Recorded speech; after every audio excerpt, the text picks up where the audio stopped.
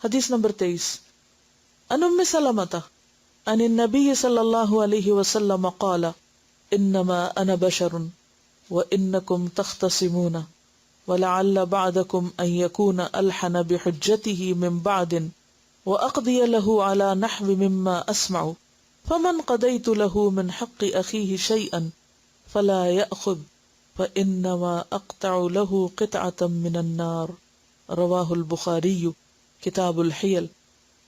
سیدہ ام سلمہ رضی اللہ عنہا سے روایت ہے کہ رسول اللہ صلی اللہ علیہ وسلم نے فرمایا، انما بے شک انا میں بشرن ایک انسان ہوں، وانکم اور بے شک تم تختصمون جھگڑتے ہو، ولعل اور شاید بعدکم تم میں سے بعض ان یکون یہ کہ ہو الحنا زیادہ دلیل رکھنے والا بحجتہ ساتھ اپنی حجت کے، یا زیادہ چالاکی سے بولنے والا اپنی حجت کے ساتھ من بعد بعض سے، وَأَقْضِيَ لَهُ اور میں فیصلہ کر دوں اس کے حق میں۔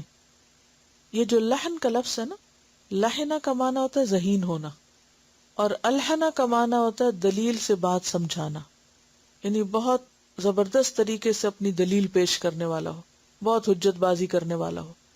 وَأَقْضِيَ لَهُ اور میں فیصلہ کر دوں اس کے حق میں، علی اوپر، نحوی طریقے کے، مما اس میں سے جو، اسمع میں سنتا ہوں، فمن تو جو کوئی، قضیت لہ میں نے فیصلہ کیا اس کے لیے، من حق اخیہ شیئا اس کے بھائی کے حق میں سے کوئی چیز، فلا یأخذ پس نہ لے، فانما پس بے شک، اقطع میں کاٹتا ہوں، لہو اس کے لیے، قطعتن ایک ٹکڑا، من النار آگ میں سے۔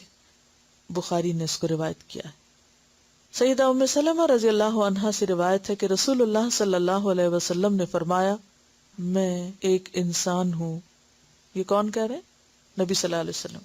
اور بعض اوقات جب تم باہمی جھگڑا لاتے ہو تو ممکن ہے کہ تم میں سے بعض اپنے فریق مخالف کے مقابلے میں اپنا مقدمہ پیش کرنے میں زیادہ چالاکی سے بولنے والے ہوں، یعنی زیادہ ہوشیار ہوں اپنی دلیل پیش کرنے میں، اور اس طرح میں اس کے مطابق فیصلہ کر دوں، یعنی چالاک انسان کے حق میں، زیادہ بولنے والے کے حق میں، اور اس طرح میں اس کے مطابق فیصلہ کر دوں جو میں تم سے سنتا ہوں۔ پس میں جس شخص کے لیے بھی اس کے بھائی کے حق میں سے کسی چیز کا فیصلہ کروں تو وہ اسے نہ لے، کیونکہ اس طرح میں اسے جہنم کا ایک ٹکڑا دیتا۔ یہاں ظلم کی ایک اور قسم بتائی گئی ہے، اور وہ ہے جھوٹے مقدمے جیتنا۔ بعض لوگوں کا طریقہ ہی یہی ہوتا ہے کہ وہ جھوٹی بات کو بھی سچ بنا کے پیش کر سکتے ہیں، زمین آسمان کے قلابے میں لانا جانتے ہیں، اور باتوں میں اس طرح دوسرے کو دھوکہ دینا جانتے ہیں کہ ایک شخص سچا ہوتے ہوئے بھی اپنے حق میں، یعنی اپنی بات میں گویا وہ جھوٹا ہے، یعنی سچے کو بھی جھوٹا بنانا جانتے ہیں۔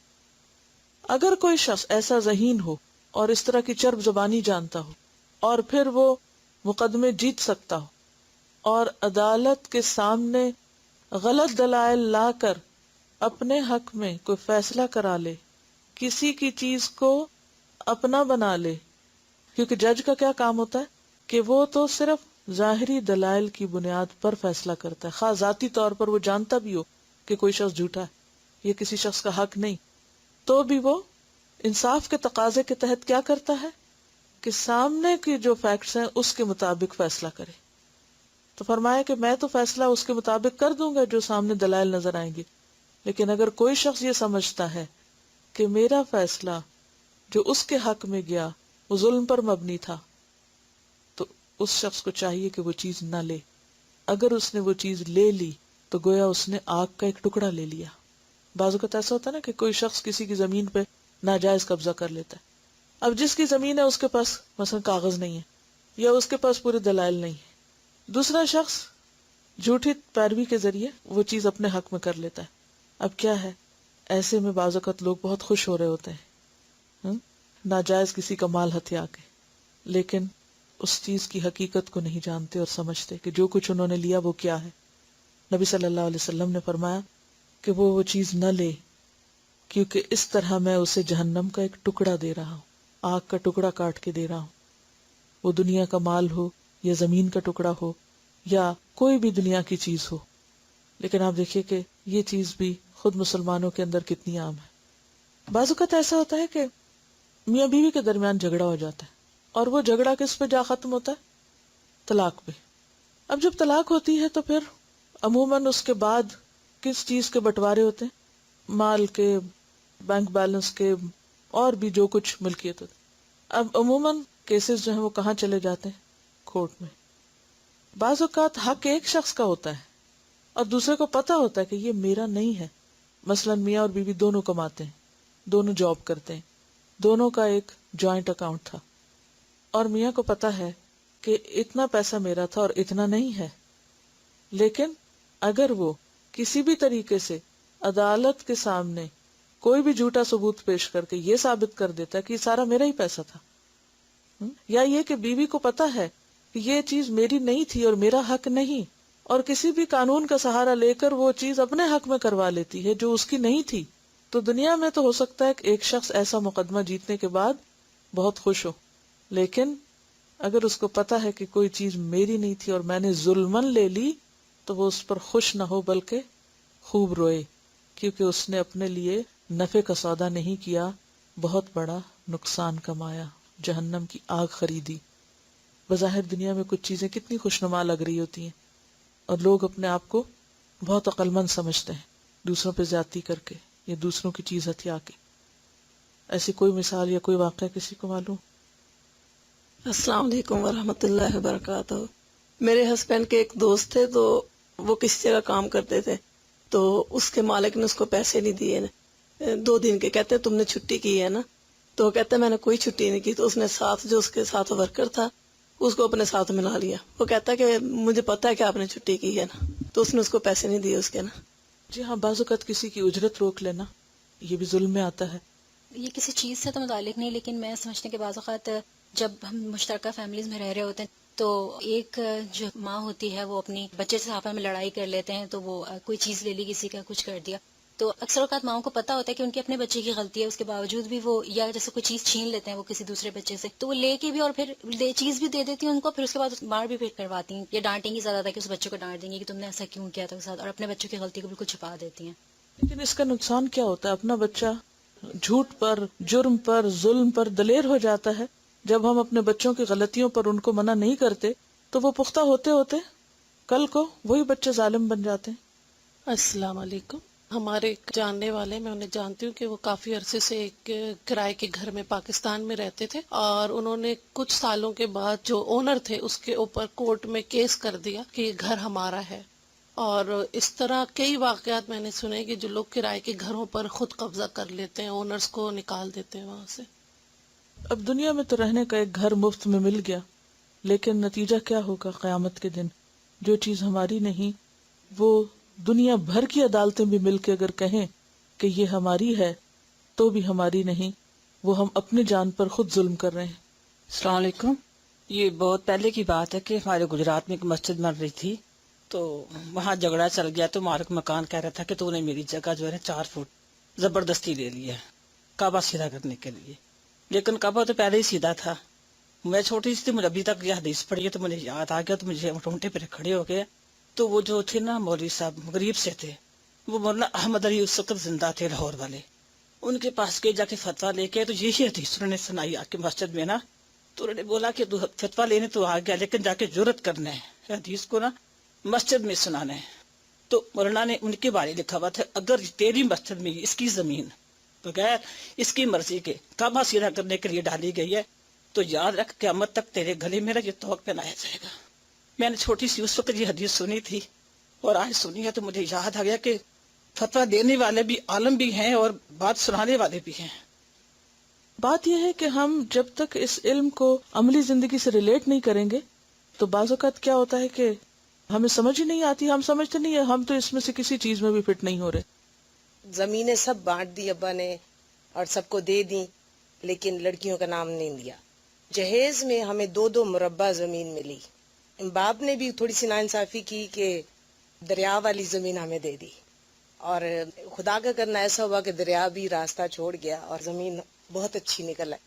تو بھائی جیسے جیسے دریا چھوڑتا جا رہا ہے وہ کرتا ہے، کیونکہ زمین ہمارے نام ڈگری ہو چکی، لیکن ہم نے کوئی پیروی نہیں کی، کوئی کچھ نہیں کیا. تو اب مجھے تو اللہ کی مہربانی، میرا میاں کہتا ہے چھوڑو چھوڑو ہم کچھ نہیں کرتے. میری بہن کو ضرورت ہے تو میں کہتی ہوں کہ اس کو تو دے دو، تو کہتے ہیں نہیں نہیں وہ تو یہ تھا وہ تھا یہ تھا وہ تو. ابو میرے کو نظر نہیں آتا، پیپر سائن کروا لیتے. تو اب ابو سن رہے ہیں، ابو کو پتا ہے سارا کچھ ہو رہا ہے، والدین بھی ہیں، بڑے بھائی بھی ہیں، بہن، ہم سب بیٹھتے ہیں، باتیں ہوتی ہیں، کوئی سائڈ ہی نہیں لیتا، کوئی بات ہی نہیں کرتا. تو میں سوچتی ہوں یہ ہمارے گھر میں ہو رہا ہے، غیروں کی باتیں تو ہم کیا کریں. میں سوال کرنے لگی تھی کہ آپ نے کہا تھا نا سدے باب کرتے ہیں، وہ حلف الفضول جو تھا، کیا طریقے کیا ہیں اس ظلم کو روکنے کے؟ بیسیکلی لا علمی اور خدا خوفی نہیں ہے. یعنی مسلمان خود اپنے دین سے غافل ہیں اور اپنے انجام سے بے خبر ہیں. اگر انسان کو یہ پتہ چل رہا ہے کہ جو کچھ یہ کہا جا رہا ہے یہ سچ ہے اور ایسا ہوگا، تو انسان اپنی بھی دے ڈالے. کیونکہ جب خاندان کے بہت سے لوگ مظلوم کی بجائے ظالم کے ساتھ ہو جاتے ہیں کہ وہ طاقتور ہے، تو پھر بعض اوقات وہ دوسرا اس کو روک بھی نہیں سکتا، جو بولے یا کہے تو وہ بھی برا بنتا ہے. یہ ہے کہ ہو سکتا ہے کہ آپ کا احسان کرنا ان کے ساتھ ان کے دل پھیر دے. انصر اخا کا ظالمن او مظلومن، بھائی کی مدد کرنا خواہ وہ ظالم ہی کیوں نہ ہو ضروری ہے تاکہ اس کو ظلم سے روکا جا سکے. اب اس ہفتے کا ہوم ورک نوٹ کر لیجئے. اپنی بلانگنگز کا جائزہ لیں. اسٹور، کچن، برتن، جو بھی چیزیں ہیں آپ کے پاس ان سب کا جائزہ لیں اور دیکھیں کہ کیا آپ کے گھر میں آپ کے پاس کسی کی کوئی چیز تو نہیں جو اسے واپس لوٹانا ضروری ہے. کیونکہ نبی صلی اللہ علیہ وسلم نے فرمایا عاریتاً لی ہوئی چیز واپس کی جائے گی، یعنی دودھ پینے کے لیے کسی کی گائے بھینس وغیرہ واپس کی جائے گی، قرض ادا کیا جائے گا اور ضامن ضمانت بھرنے والا ہے. نبی صلی اللہ علیہ وسلم نے فرمایا خبردار ظلم نہ کرو، خبردار مسلمان آدمی کا مال حلال نہیں مگر اس کی خوشی سے. کسی کی کوئی چیز جو آپ نے اس کی مرضی کے بغیر اپنے پاس رکھی ہوئی ہے وہ آپ کے لیے حلال نہیں جب تک کہ وہ آپ کو اجازت نہ دے. یہ کہتی ہیں کہ ان کے پاس کچھ لوگوں کے برتن رکھے ہوئے ہیں اور میں سب کو اعلان کر چکی ہوں اور کوئی ان کا والی وارث نہیں بن رہا، تو اب میں کیا کروں؟ انہیں کیا کرنا چاہیے؟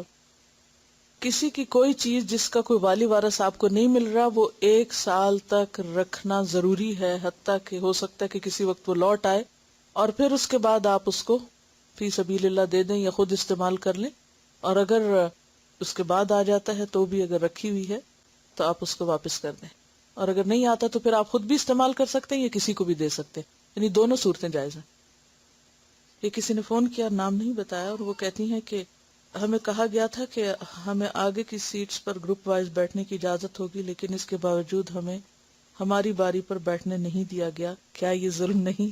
جی ہاں، اگر آپ کسی کا حق لے لیتے ہیں، خواہ وہ سیٹ کا ہی کیوں نہ ہو، جگہ کا ہی کیوں نہ ہو، تو وہ بھی ظلم میں شمار ہوتا ہے. ایک چیز اپنے آپ کو پرکھنے کے لیے یہ ضروری ہے کہ ہم دوسرے کی جگہ خود کو رکھ لیں. کسی بھی چیز پر جب اپنا حق سمجھنے لگیں تو فوراً دیکھیں کیا کہ جس کا یہ حق ہے کیا وہ مجھے چھوڑے. اس چیپٹر میں سے کون سی حدیث یاد کریں گے آپ؟ چلیے میں آپ کو کہلوا دیتی ہوں تاکہ آپ کے لیے زبانی یاد کرنا آسان ہو جائے. حدیث نمبر 16. اصل چیز یاد کرنے میں سپیلنگز کا درست ہونا ضروری ہے، پروننسیشن کا صحیح ہونا. تو صحیح پروننسیشن بولے. عن عبداللہ ابن عمر رضی اللہ عنہما عن النبی صلی اللہ علیہ وسلم قال الظلم ظلمات یوم القیامت رواہ البخاری کتاب المظالم. سبحانک اللہم وبحمدک نشہد ان لا الہ الا انت نستغفرک ونتوب الیک. السلام علیکم ورحمۃ اللہ وبرکاتہ.